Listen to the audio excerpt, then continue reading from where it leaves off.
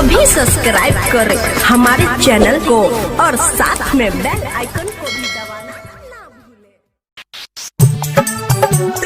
आप सुन रहे हैं दीपक म्यूजिक एंटरटेनमेंट की प्रस्तुति। क्या नाम है आपका? क्या नाम है आपका? क्या नाम है आपका? डीजे दीपक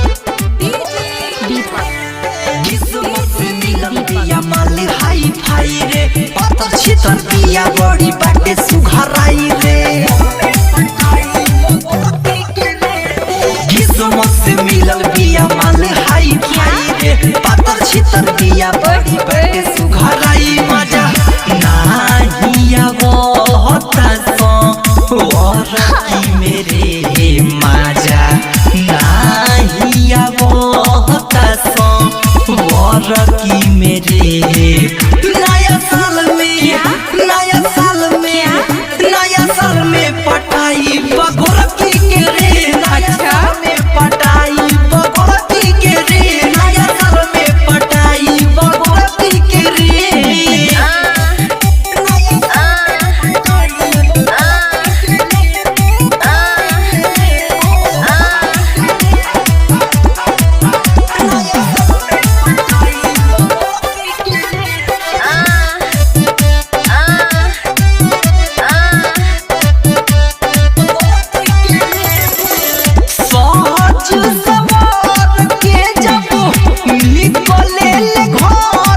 क्या नाम है आपका?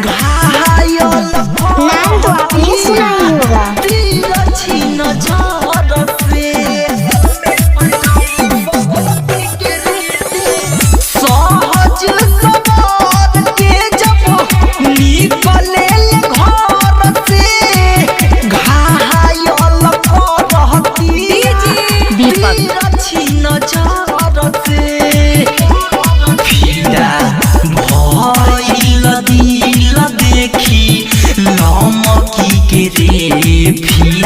कहाँ घर है? सिचौल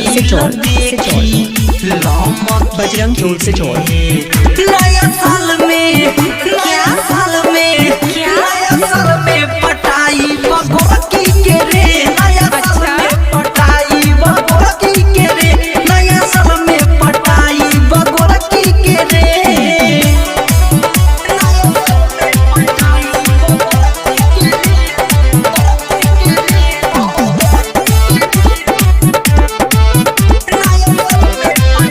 मिक्स बाय डीजे दीपक। साँच को हतानी सुना धीरज दीवाना हो मानो हमर बात माल बोतल पुराना हो डीजे दीपक।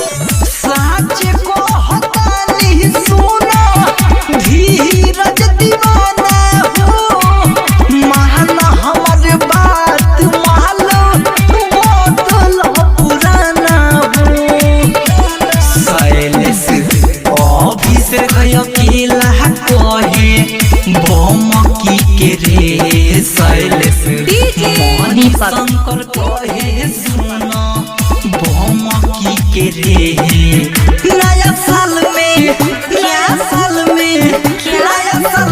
पटाई बगोरकी के रे नया साल में पटाई बगोरकी के रे नया साल में पटाई बगोरकी के रे किस्मत से मिलल बिया माल हाई फाई रे पत्थर छितर बिया बड़ी बाटे सुघराई मजा नहीं आवो होता सो और मिक्स बाय डीजे दीपक। और की मेरे नया साल में पटाई बगोरकी के रे नया साल में पटाई बगोरकी के रे नया बजरंग चौल सिचौल।